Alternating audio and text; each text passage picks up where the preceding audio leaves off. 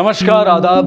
Crime petrol dial 100 में आप सबका स्वागत है। हम सबकी जिंदगी में ऐसे दोराहे आते हैं जहां हमें ना सिर्फ सोच समझकर कदम बढ़ाना होता है बल्कि बहुत संभल कर आगे बढ़ना होता है। आज की कहानी भी एक ऐसी ही सोच को उजागर करती है कि इंसान अपने लक्ष्य को पाने के लिए किस हद तक जा सकता है और कितने संगीन जुर्म कर सकता है।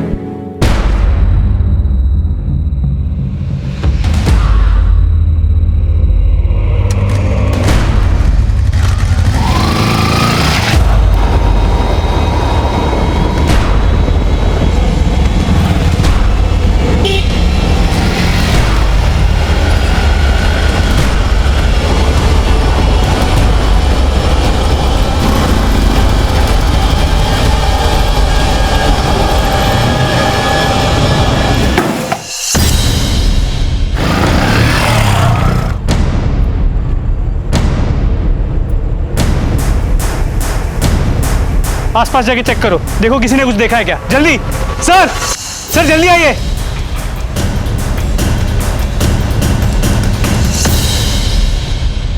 सर कटा हुआ सर, दोनों आंखें फोड़ी हुई।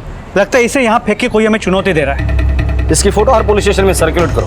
हो सकता है किसी ने इसकी मिसिंग कंप्लेंट लिखाई है। मोरे, अगर सिर यहाँ है तो धड़ कहाँ है इसका? महाराष्ट्र के पुणे शहर में पुलिस स्टेशन के ठीक सामने किसी सरफिरे ने कटा हुआ सर फेंक दिया। पुलिस को इस विक्टिम के बारे में कुछ नहीं पता था। उनके लिए केस अंधेरे में तीर चलाने जैसा था। किसी को इतनी दर्दनाक मौत देने के बाद पुलिस को भी चैलेंज करने की कोशिश की गई थी। पुलिस के लिए खुली चुनौती कई सवाल लिए खड़ी थी।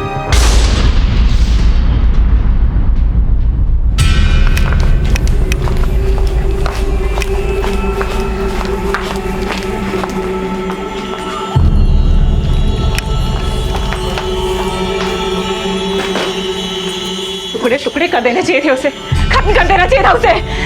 चुप कर, जो हुआ सो हो गया। अब एक शब्द भी मुंह से मत निकालना।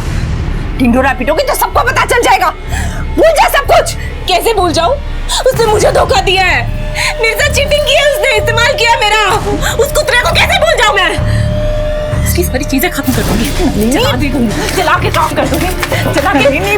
मुझे धोखा दिया, कुछ जला के राख कर दूंगी मैं, खत्म कर दूंगी सब कुछ। जला के राख कर दूंगी। छोड़ मुझे, मैंने कहा ना छोड़। सब कुछ जला के राख कर दूंगी मैं, सब कुछ खत्म कर दूंगी मैं।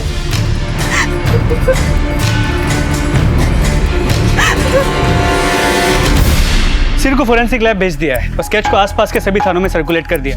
इन कहीं भी विक्टिम के खिलाफ कोई भी मिसिंग कंप्लेंट दर्ज नहीं की गई। सिर के ऊपरी हिस्से में चोट लगी है, आंखें फोड़ दी गई और गला काट दिया। इस तरह का मर्डर तो तभी होता है जब दो लोगों में बहुत पुरानी दुश्मनी हो। लेकिन सबसे पहले हमें विक्टिम को आइडेंटिफाई करना होगा। तो लड़का जवान है, प्यार व्यार का चक्कर भी हो सकता है। हो सकता है विक्टिम की फोटोग्राफ्स हर न्यूज़पेपर में सर्कुलेट की। मोरे, सिर को काट के पुलिस स्टेशन के सामने फेंककर इस खूनी ने हम पुलिस वालों को चैलेंज किया है। हो सकता है इस खूनी की हम पुलिस वालों से कोई पुरानी दुश्मनी। पता करो, हाल ही में कोई केस दर्ज हुआ था जिसका मुजरिम ये सब कर सकता है। सर, और हाँ, खबरियों को काम पे लगा दो। पता करो इस एरिया में या आसपास कहीं लड़ाई झगड़ा मारामारी का वाकया हुआ था जिसके चलते ये मर्डर हुआ है। सर, पुलिस स्टेशन तक लाकर फेंका गया है, मतलब धड़ भी दूर नहीं ले गया होगा। अपनी सर्च टीम को काम पे लगा दो। सर,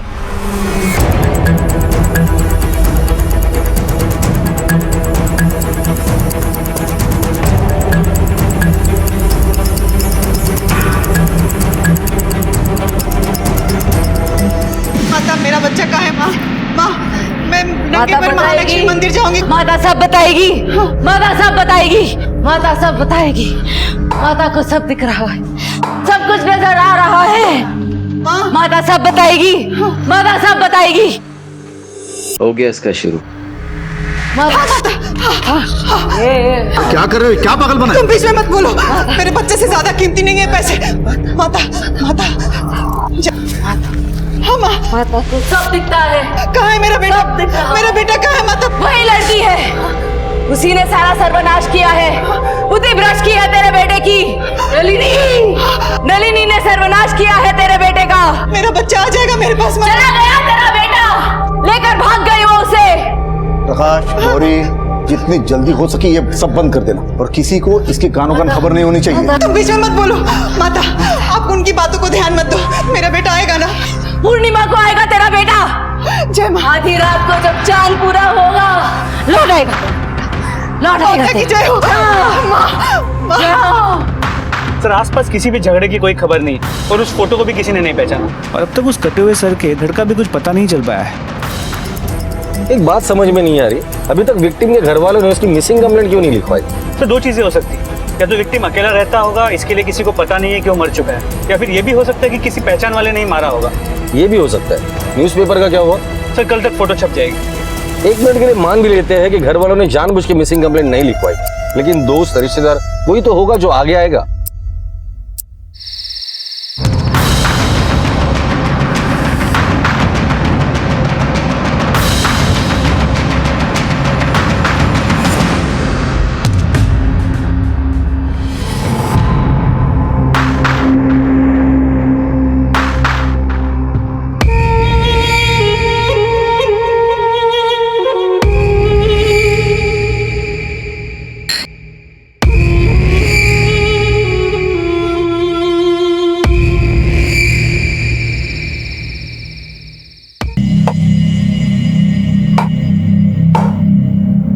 महेश बाबा खाना लगा दिया है।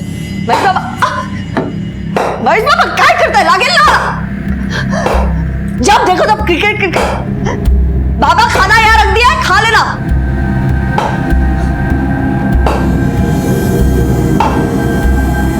आज तो सही भूख लगी है, चैन से खाऊंगा। रुपेश मेरी बात सुन। बेटा बेटा मेरी बात काय सुन। चाललंय तुझे? क्यों तंग करी हो? तू ऐसा कोई काम मत कर जिससे तेरे ऊपर कोई खतरा है। और फिर घर की इज्जत की भी तो बात है। अपने पापा को तू जानता है कितना गुस्से वाले हैं। और फिर तुझे कुछ हो गया तो मैं कैसे जीऊंगी बता। मेरी बात सुन बेटा। आई टेंशन मत ले, कुछ नहीं होगा। रुपेश आई कुछ नहीं होगा। रुपेश बेटा।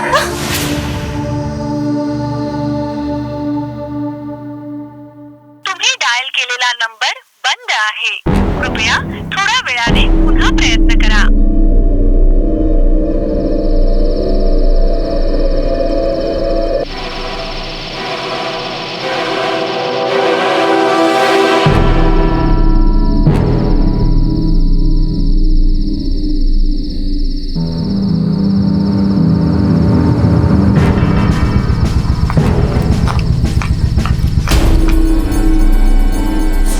तो तू क्या करते इकडे? पहले मुझे ये बताओ कि रुपेश कहाँ है? तेरे साथ भागा था ना वो? मेरे साथ भागा था?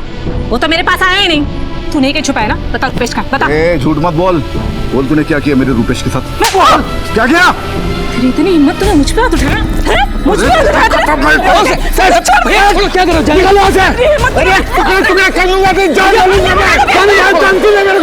छोड़ूंगी नहीं मैं तुझे, समझा? ये तो मेरे को तो ये पागल लड़के! अरे भैया भैया भैया छोड़ो, जाने दो, पागल है।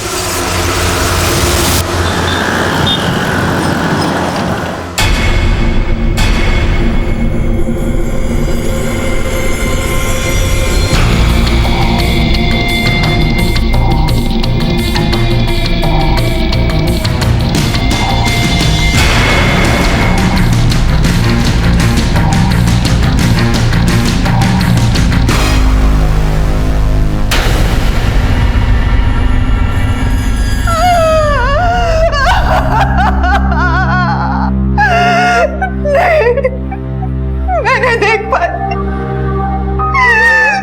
जिस सर को गोद में रखकर सुलाती थी, उसे इस हालत में कैसे देख पाती मैं नहीं देख पाई। मैं नहीं देख पाई। हमारा ही बेटा है वो, 2 दिन से लापता था। अगर 2 दिन से लापता था तो पुलिस कंप्लेंट क्यों नहीं की? उस लड़की के साथ भाग के उसने जो समाज में हमारी नाक कटवाई, पुलिस में कंप्लेंट कर और इज्जत का फालूदा नहीं करना था हमको, इसलिए नहीं की। किसके साथ भागा था वो? नलिनी। नलिनी? अगर वो नलिनी के साथ भागना चाहता था तो उसे मारा किसने? उसका कोई दुश्मन था? नहीं, हमारे रुपेश की किसी के साथ कोई दुश्मनी नहीं थी, लेकिन ये नलिनी उसके पीछे थी। नलिनी और उसके मां ने ही मारा है रुपेश को।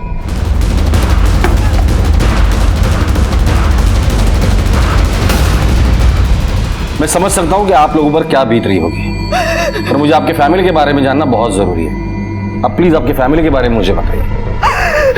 हमारा बड़ा बेटा महेश, उसने तो क्रिकेट के पीछे अपनी लाइफ बर्बाद कर दी है। अबे तू कर क्या रहा है? अबे फुल टॉस बॉल है, फुल टॉस बॉल पे प्लेट करेगा तू? ओ भाऊ ज्यादा बोलू ना, क्या खेलना है तो आगे खेल के बता।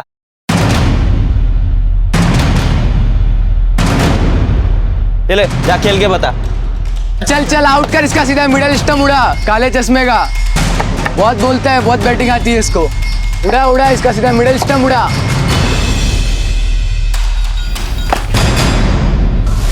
रूपेश हमारा सबसे छोटा और होनहार बेटा, पता नहीं इस नलिनी ने उस पे क्या जादू कर दिया जो उसने अपनी जिंदगी दांव पे लगा दी।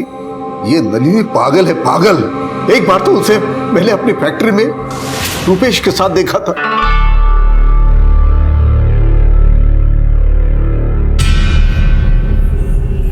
रूपेश काय चाललंय? हाँ? काय चाललंय? क्या कर रहा है? क्या कर रहा है? क्यों उठाया उस पे हाथ? मेरे बेटे को बेकार रही तू? मैं बेकारी हूँ? मैं बेकारी हूँ? प्यार करते हैं हम एक दूसरे से, समझा तू? सवाल जवाब मत कर, नहीं तो देख तेरा क्या करूंगा मैं। क्या करेगा तू मेरा? क्या करेगा? क्या करेगा? एक मिनट प्लीज प्लीज प्लीज निकल जा, प्लीज। मैं पापा से बात करता हूँ, प्लीज प्लीज निकल जा। चलते हो इकडून। किसी तरह रूपेश ने नलिनी के साथ रिश्ते से मना कर दिया था, लेकिन नलिनी और उसकी माँ को ये बात मंजूर नहीं थी। उन्होंने रूपेश को बहकाया होगा। तो जब रूपेश ने शादी से मना कर दिया तो नलिनी और उसके माँ ने उसको मार डाला। मैं जानता हूँ नलिनी को, बहुत ही गुस्से वाले और सन की किस्म की लड़की है वो। उसी ने किया होगा ये सब कुछ। देखिए नलिनी का नंबर और एड्रेस हमें दे दीजिए और अभी आप जा सकते हैं। जरूरत पड़ेगी तो दोबारा बुला लूंगा।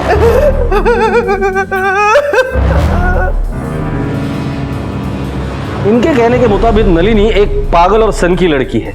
रुपेश ने शादी से इनकार कर दिया होगा, इसलिए गुस्से में आकर नलिनी ने रुपेश को मार डाला। एक काम करो, रुपेश के कॉल रिकॉर्ड्स निकालो और इस नलिनी की पूरी कुंडली निकालो। सर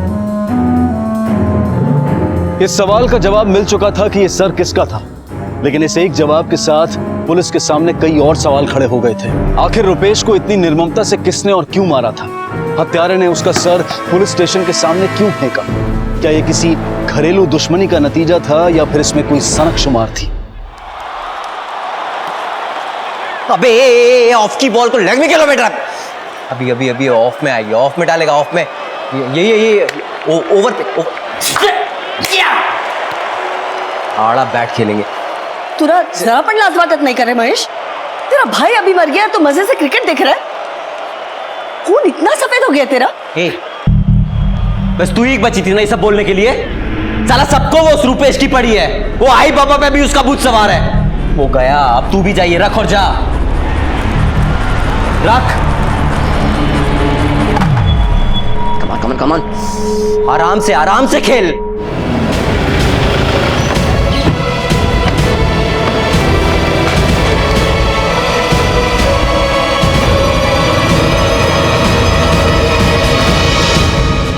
नलिनी, हाँ, आप लोग यहाँ क्या कर रहे हो? रुपेश का और तुम्हारा अफेयर था ना? मैं किसी रुपेश को नहीं जानती। झूठ मत बोलो, हमें सब कुछ पता है। हाँ, जब पता है तो क्यों पूछ रहे हो? इस बार वो साला के सामने आ गया ना तो गला काट देंगे उसका। एक बार तो मार दिया, और कितनी बार मारोगी उससे? क्या कह रहे हैं आप? रुपेश मर चुका है और तुमने मारा है उसे।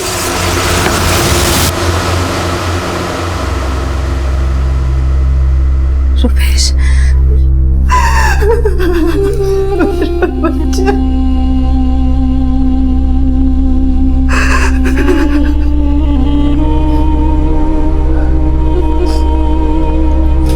दीदी, दीदी, मुझे माफ कर दो दीदी, मुझे माफ कर दो दीदी, मुझे माफ कर दो, मुझे माफ कर दो।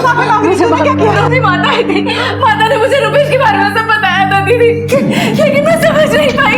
मेरी भक्ति में कमी रह गई दीदी। दीदी मुझे माफ कर दो। माता आई थी, माता आई थी, माता आई थी, माता आई थी, माता आई थी, माता आई थी। माता शांत, माता गलती हो गई, माफ कर दो माता। रुपेश की आत्मा तड़प रही है, प्रसाद दो, कपड़ा दो। हाँ माता, जल्दी जल्दी।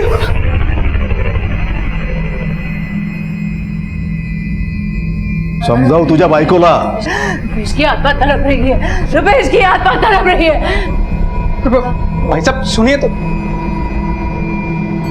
ये नाटक, जितना भी पैसा मिलेगा ना चुपचाप आधा दे देना। चलिए आप आइए है। शांत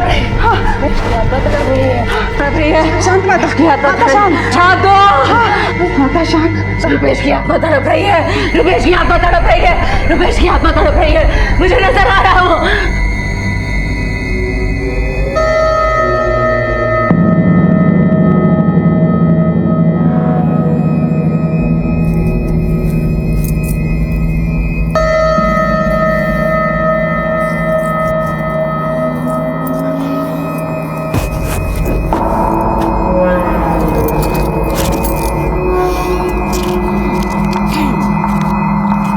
इस महेश का कुछ करना पड़ेगा। साला अपने आप को बहुत स्मार्ट समझता है। उसकी चिंता तुम मत करो मेरी जान, वो तो लूजर है। रुपेश चला गया, सुनील को बिजनेस का कुछ अता पता है नहीं, और गौरी वो तो दिमाग से वैसे ही पैदल है। बचा कौन? हम।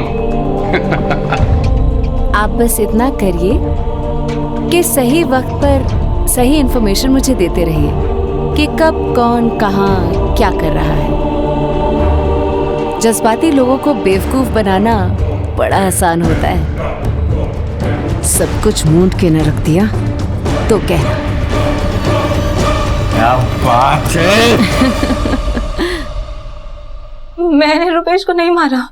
भागने का प्लान तुम्हारा ही था ना? जब उसने मना किया तो उसे मार डाला तुमने? मैं तो उससे प्यार करती थी। मैं खुद को मार सकती हूँ लेकिन रुपेश को नहीं मार सकती। उसके घर वालों ने मारा होगा उसे। उसके बाप ने। नफरत करता था वो रुपेश से। बहुत दर्द हो रहा। मैं आराम से लगाती हूँ। तुम्हारा बाप भी ना जानवर है। कैसे मारा है तुम्हें? मुझे लगता है हमें भाग के शादी करना पड़ेगा। बाबा क्या चल रहा है? बाबा मारो बाबा, छोड़ो, दूर रहे इससे। आइंदा अगर मेरे बेटे के साथ दिखाई दी ना तो तेरी जान ले लूंगा मैं। चल निकल यहाँ से, निकल।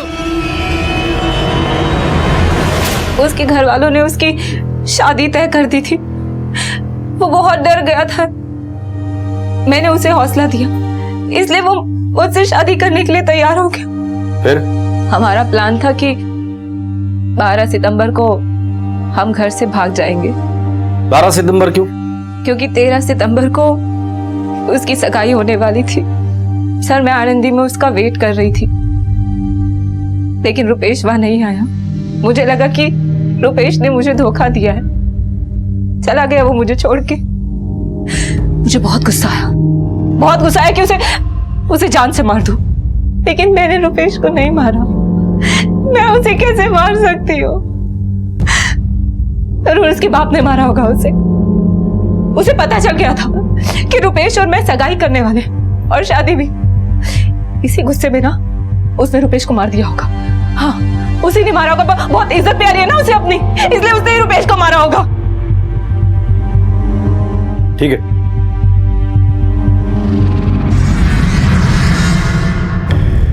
मोरे, हो सकता है ये नलिनी सच बोल रही हो, लेकिन उसके टेम्परामेंट को देखकर लगता है कि वो मर्डर कर सकती है। रुपेश अगर नलिनी को नहीं मिला तो फिर गया था कहाँ? ऐसे मामलों में ये दोस्त काफी मदद करते हैं। उसके दोस्तों को दोबारा से बुला के अच्छे से पूछताछ करो और आनंदी जाके पता करो जो स्टोरी नलिनी ने हमें बताई है उसमें कितनी सच्चाई है। सर, नलिनी रुपेश से पागलों की तरह प्यार करती थी। क्या उसके प्यार का यही पागलपन रुपेश की मौत की वजह बनी थी? क्या रुपेश ने नलिनी का दिल तोड़ा था जिसकी वजह से उसने रुपेश के साथ इतना सब कर दिया? या फिर इस सब के पीछे उसका कोई और ही मकसद था?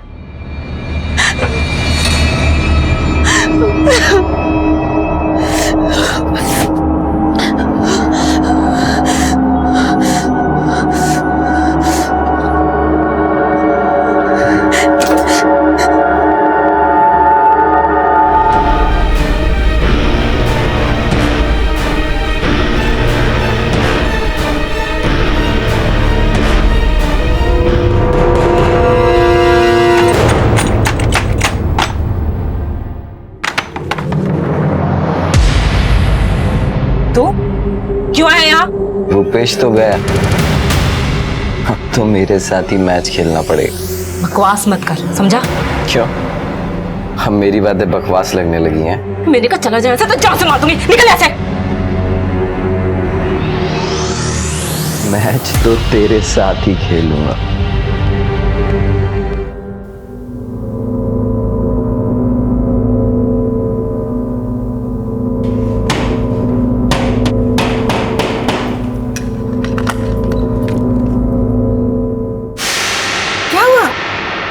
रुपेश आया है और तुम सो रही हो। रुपेश, मेरा बच्चा बात करना चाहता है। मेरा रुपेश आया है। कहाँ है मेरा रुपेश? वो रहा रुपेश। कहाँ? रुपेश देखो, देखो माँ आई है। रुपेश माँ आई है। देखो ये रहा रुपेश। कहाँ है रुपेश? ये क्या खड़ा है? रुपेश को भूख लगी है, माता ने कहा है उसे खाना खिलाना है। पैसे दो। पर मेरे पास पैसे तो नहीं है अभी। पैसे नहीं। ये लो।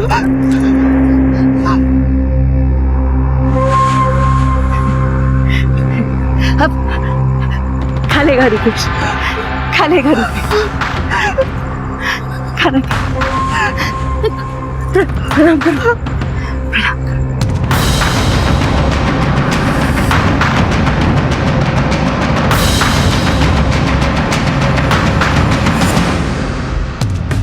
ठीक है, कोर्टात जमा करा पेपर। सर हम आलंदी गए, वहाँ रुपेश और नलिनी की शादी की नोटिस लगी। पूछताछ में पता चला कि नलिनी वहाँ पूरा टाइम इंतजार कर रही थी जब रुपेश का मर्डर हुआ।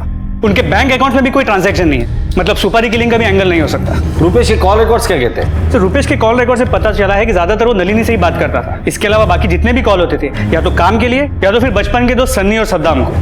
उठाकर लेकर आओ इस सनी और सद्दाम को। सर रुपेश बहुत अच्छा लड़का था सर। वो एक पढ़ाकू और जिम्मेदार इंसान था। उसको सिर्फ अपने बिजनेस पे फोकस करता था। हाँ, लेकिन उसके बड़े भाई को क्रिकेट का शौक था। अगर हम लोग उसके साथ नहीं खेलते थे तो वो हमें मारता था। और जब से रुपेश की लाइफ में नलिनी आई, और नलिनी तो बहुत सनकी किस्म की लड़की थी सर। मतलब रुपेश बेचारा किस्मत का ही मारा था, मैं तो बोलूँ सर। घर में जाओ तो उसका बाप सनकी, बाहर और ये नलिनी सनकी। उसका बाप सनकी था मतलब? सनकी बोलेंगे सर, एकदम हिटलर किस्म का इंसान था। बोलो तो जल्लाद था एकदम, साफ बोलो तो। बाबा से दोस्त है मेरे। वो रुपेश को बेल्ट से मारता था साहब। उसकी दहशत घर में ही नहीं बल्कि बाहर भी थी। तुम दोनों को पता था कि रुपेश नलिनी के साथ भागने वाला है? नहीं साहब, लेकिन जब से नलिनी उसके जीवन में आई तब से वो हमसे दूर रहने लगा साहब। नलिनी को हम पसंद नहीं थे साहब। वो रुपेश को बोलते थे कि हम बुरे लोग हैं साहब। फिर एक बार रुपेश डायरेक्टली आकर हमको बोलने लगा कि अपन की दोस्ती नहीं जमेगी। इस बात पे तो तुम दोनों को बहुत गुस्सा आया होगा और तुम दोनों ने ही मिलके तुम्हारे दोस्त को मार दिया। हम क्यों मारेंगे उसे? हमारा तो जिगरी यार था सर, वो भाई जैसा था सर। हम क्यों मारेंगे उसको? ठीक है, जाओ तुम। जरूरत पड़ेगी तो दोबारा बुला लूंगा। नजर रखो इन पर। लेकिन सर एक बात गले से नीचे नहीं उतरती। गर्लफ्रेंड के कहने पे कोई अपने दोस्तों से बात करना क्यों छोड़ेगा? और नलिनी ने भी अपनी स्टेटमेंट में सद्दाम और सन्नी के बारे में कुछ नहीं बताया। लेकिन सबने एक बात कॉमन बताई, ये सुनील बहुत ही सन के आदमी था। नलिनी के पास मोटिव था मारने का, लेकिन अगर नलिनी ने रुपेश को नहीं मारा है तो फिर किसने मारा? इस सावंत फैमिली की पूरी इंफॉर्मेशन निकालो। सर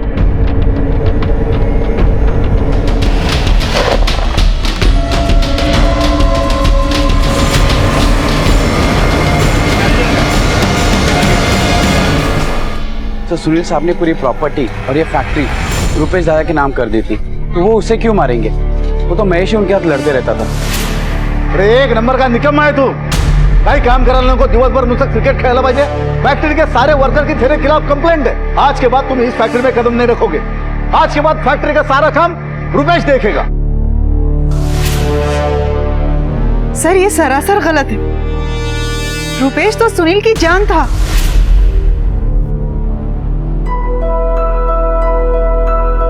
रुपेश तो ताकत था सुनील की, सबसे जिम्मेदार वही था। उसके बड़े भाई और चाचा तो किसी काम के लायक ही नहीं है।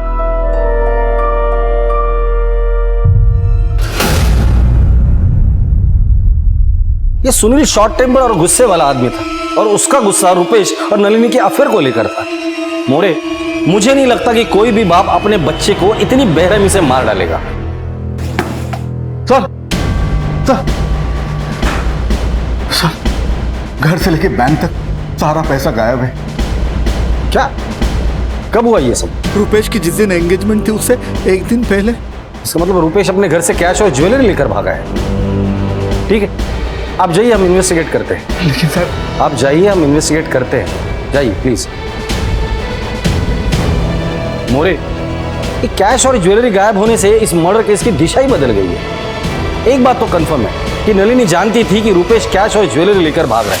हमारा प्लान था कि 12 सितंबर को हम घर से भाग जाएंगे। तो हो सकता है कि नलिनी ने रुपेश के कैश और ज्वेलरी लूट ली और उसे मार डाला। ये भी तो सकता है कि सुनील झूठी कहानी बना रहा है। हो सकता है, लेकिन एक बात कंफर्म है कि ये मर्डर प्यार और इज्जत के लिए नहीं बल्कि पैसों के लिए हुआ है। एक काम करो, बैंक में जाके इन सबके बैंक स्टेटमेंट निकालो तुम। सर,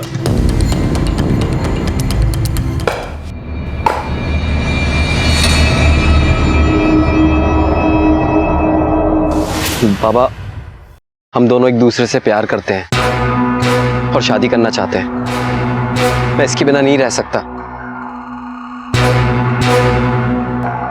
इस 2 कौड़ी के लड़की के साथ तुम शादी करोगे? बाबा प्लीज। तुम्हारी इतनी हिम्मत कि तुम ये कचरा यहां तक लेके आए? बाबा, आप मुझे कुछ भी बोल लीजिए। समाज में हमारा एक स्टेटस है, हमारी बिरादरी के लोग ऐसी लड़कियों के साथ शादी नहीं करते। हे, तुम करोगे शादी इसके साथ? देखा? देख। सर, ये देखिए, स्टेटमेंट के हिसाब से पूरे पैसे रुपेश ने निकाले और यहाँ एक चेक से 1 लाख रुपए महेश के अकाउंट में ट्रांसफर किए गए। कि रुपेश ने महेश को इतने सारे पैसे क्यों दिए? इस बड़े बेटे की तरफ तो हमारा ध्यान ही नहीं गया। पता करो ये करता क्या है। मुझे तो लगता है ये सावंत फैमिली जैसे दिखती है वैसे है नहीं। महेश और रुपेश के बारे में फैमिली वाले ने तो बता दिया, अब बाहर वालों से पूछताछ करते हैं। ये सनी और सद्दाम दोबारा बुला लो सर। और हाँ, आसपास के जितनी भी ज्वेलरी शॉप है उन सबको अलर्ट कर दो। जिसके पास भी ज्वेलरी है वो बेचेगा जरूर। सर,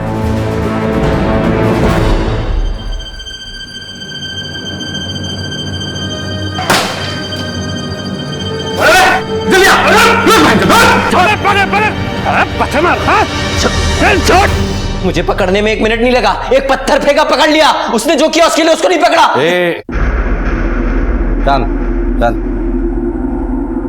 पुलिस में पत्थर मारने का बहुत शौक है ना तुझे? क्रिकेट में क्या करता था? बैटिंग। चल, आज हम लोग बॉलिंग डालेंगे, तू बैटिंग कर। रुपेश को क्यों मारा? मारना चाहता था लेकिन मारा नहीं। आंख फोड़ दी उसने मेरी।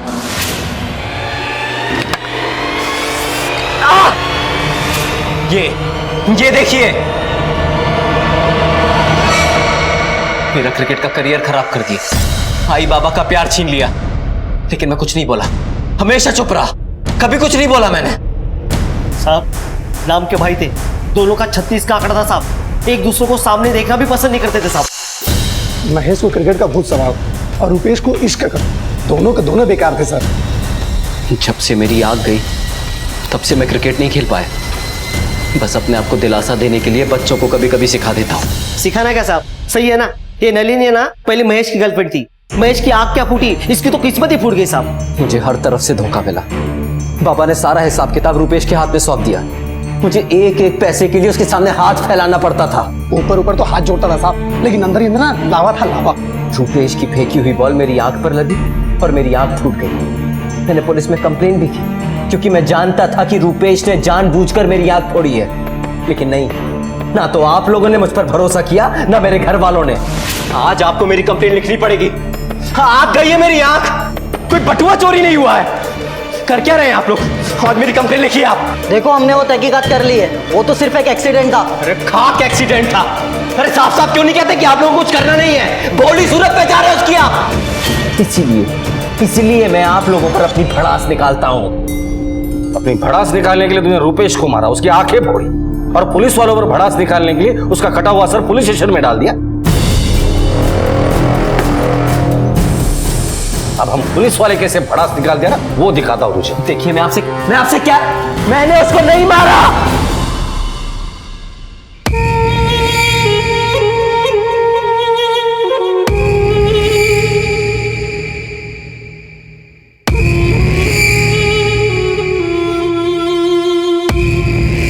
रुपए से तुम जलते थे और गुस्से में आकर तुमने उसे मार डाला, सच है या नहीं? मैंने उसको नहीं मारा। उसने तेरी आंख फोड़ी थी, तेरा क्रिकेट करियर बर्बाद किया था। मैं आपसे कह रहा हूं मैंने उसको नहीं मारा। तेरे बाप ने सारा बिजनेस उसके हाथ में दिया था, सारा पैसा उसके हाथ में था, भिखारी की तरह तुझे पैसे मांगे। हाँ, भिखारियों की तरह पैसे मांगता था मैं उससे, भिखारी बना दिया था उसने मुझको। कभी समझने की कोशिश नहीं की उसने मुझे। हर बार ये जताता था कि मैं कुछ नहीं कर सकता। जब से बाबा ने उसके नाम पे वो बिजनेस किया था, मुझे नीचे दिखाने लगा था। वो भाई नहीं था, वो दुश्मन था, दुश्मन। कभी किसी बात पे मेरा साथ नहीं दिया, पर मरा होगा ना उसी लड़की के चक्कर में। वो लड़की तो तेरी गर्लफ्रेंड थी ना?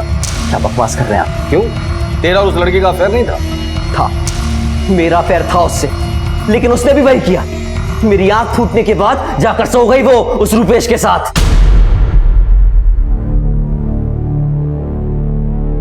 तो महेश के लिए तुमने रुपेश को मार डाला।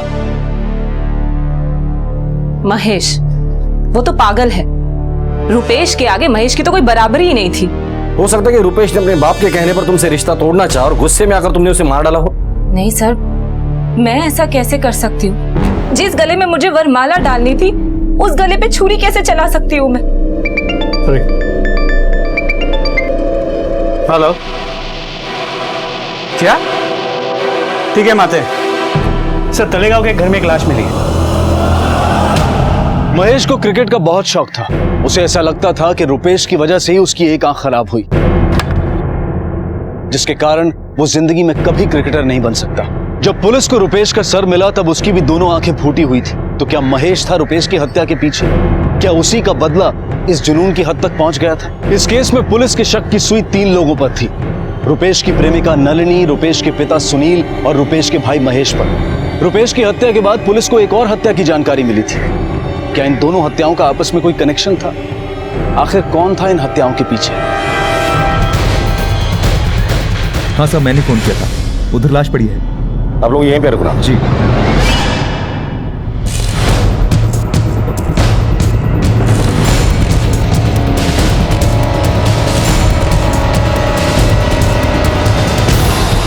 ये तो सनी है।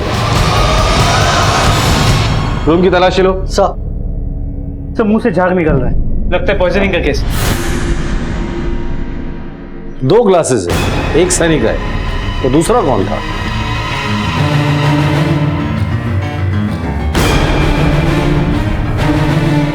मोरे, पहले रुपेश का मर्डर होता, फिर सनी का।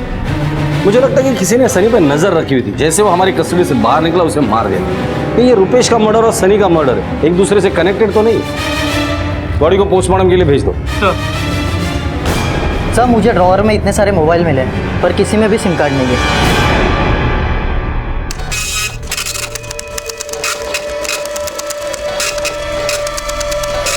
सनी के अकाउंट में इतने हेवी ट्रांजैक्शंस, आखिर वो इतने पैसों का करता क्या था? मोरे, रुपेश, सनी, सद्दाम, 3 खास मित्र, जिसमें से रुपेश और सनी मारे जा चुके हैं, बचा है सद्दाम। कुछ तो लिंक है जो हमसे छूट रही है। उठाकर लेकर आओ इस सद्दाम को। तो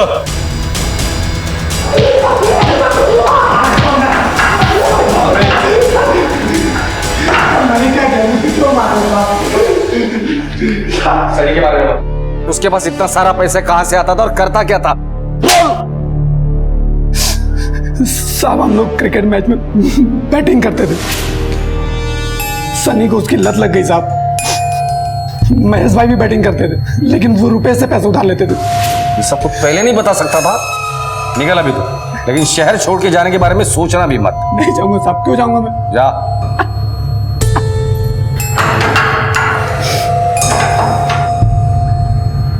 मोरे, इस सनी ने किन किन लोगों से कितने कितने पैसे लिए इसके डिटेल निकाल। और मोबाइल, उसके पास इतने सारे मोबाइल थे, पता करो ये एक ही सिम कार्ड यूज करता था या अलग अलग सिम कार्ड थे। अगर अलग अलग सिम कार्ड है, उन सारे सिम कार्ड के कॉल रिकॉर्ड्स निकालो। सर,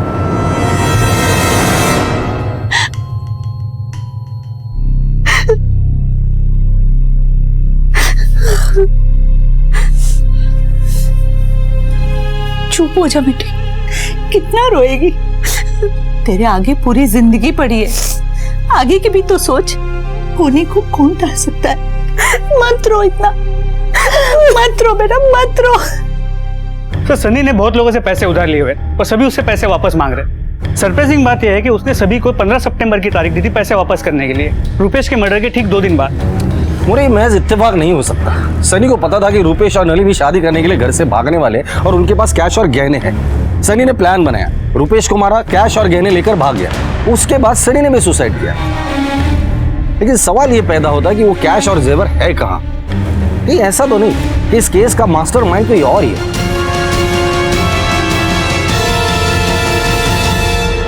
एक काम करो, सनी के जितने भी फोन्स हमें मिले सारे कॉल रिकॉर्ड बारीकी से चेक करो।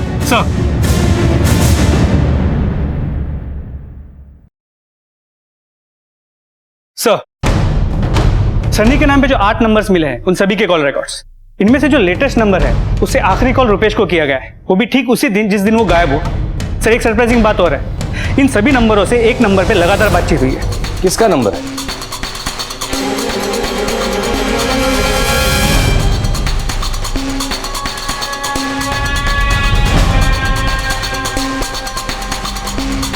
सर इधर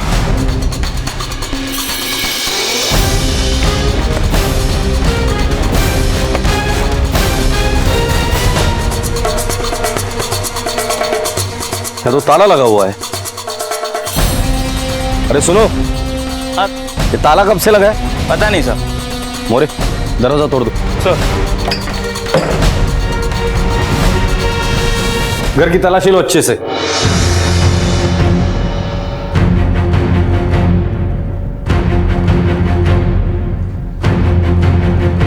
सर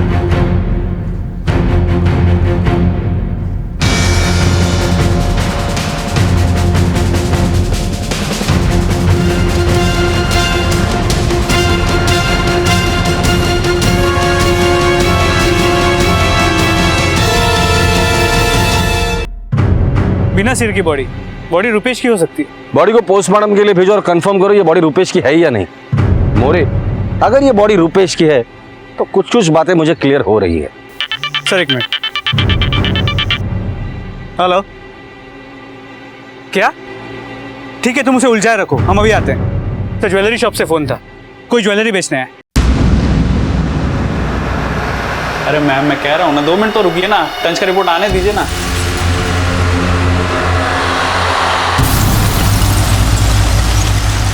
और कितनी देर लगने वाली है? थोड़ी देर बस, आने वाली टंच की रिपोर्ट।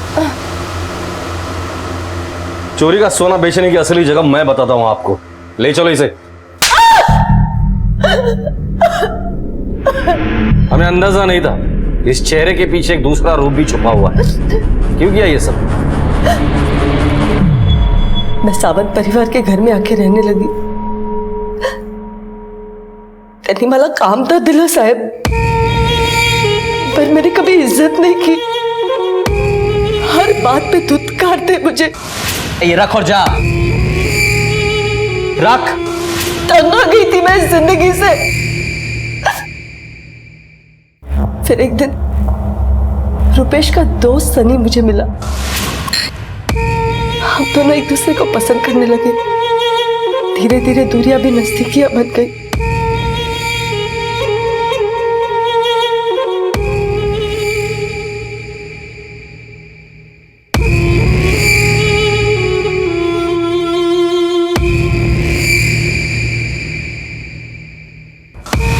हम दोनों ही हालात के मारे थे सर। पैसे पैसे होते हमारा अपनी जिंदगी जीने के लिए। सनी रुपेश का जिगरी दोस्त था। उसे पता चला कि रुपेश नलिनी के साथ भाग के शादी करने वाला है और उसने बैंक से सारे पैसे और घर से सारे जेवरात ले लिए। बस फिर क्या, हमने भी प्लान बनाया। सनी ने रुपेश को फोन किया आनंदी जाने के बहाने। अरे यार रुपेश कुठे होता तू? चल लवकर चल यार, चल भाई जल्दी चल। चल लवकर।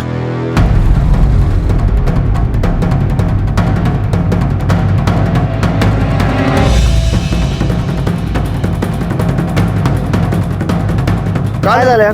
कार्बोरेटर का नाटक हो गया यार। देख जल्दी देख। देखना जल्दी करना। हाँ हाँ बघतो, थांब जरा।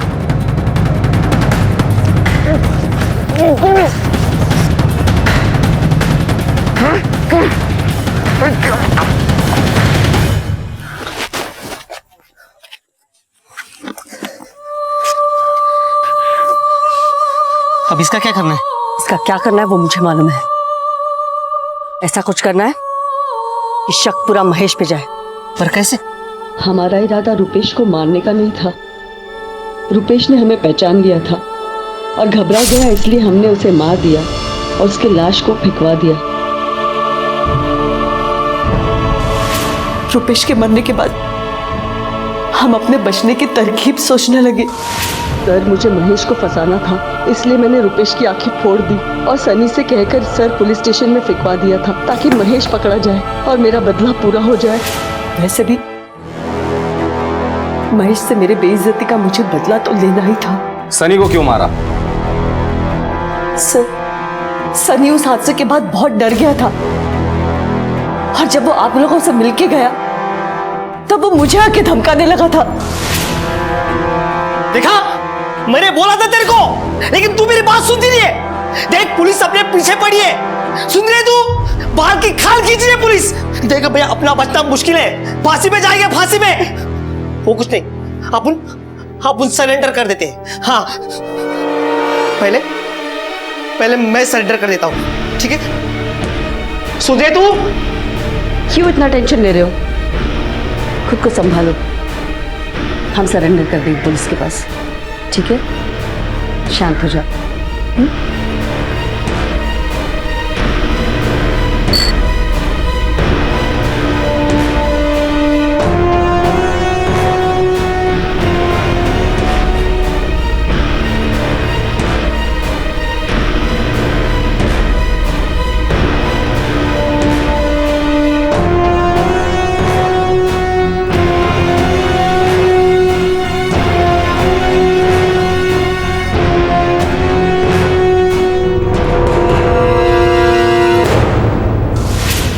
मैं गहने बेचकर कहीं दूर जाना चाहती थी। जो लोग स्वार्थ और लालच में आकर ऐसा घिनौना काम करते हैं ना, उनके कर्मों की सजा उन्हें मिलती जरूर है।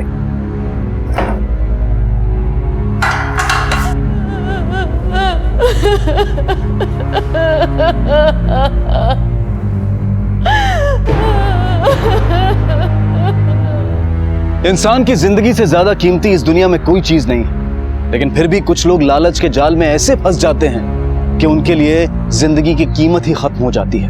हर कोई चाहता है कि वो एक अच्छी जिंदगी बिताए, उसे किसी चीज की कोई कमी ना हो, लेकिन अपने मन और अपनी इच्छाओं पर काबू रखना इतना भी मुश्किल नहीं है। ये जरूरी नहीं है कि जिंदगी ने हमें जो नहीं दिया है वो हम किसी और की जिंदगी से छीन लें। सपने जरूर देखने चाहिए, लेकिन उन सपनों को सच करने के लिए मेहनत करनी पड़ती है, अपनी नींद की कुर्बानी देनी पड़ती है। इस दुनिया में हर किसी को चीजें प्लेट में सज कर नहीं मिलती हैं, उन्हें अपनी जद्दोजहद से हासिल करना पड़ता है। बेहतर जिंदगी जीने का हक सबको है, लेकिन उसकी कीमत किसी की जान या कोई गुनाह हरगिज नहीं हो सकता। इसी विचार के साथ अब मैं अनूप सोनी आपसे विदा लेता हूं। फिर मुलाकात होगी अगले एपिसोड में एक और चौंका देने वाले केस के साथ। तब तक अपना और अपने परिवार का ख्याल रखें और देखते रहें क्राइम पेट्रोल डायल 100। सबक एक को, सीख हम सबको। जय हिंद।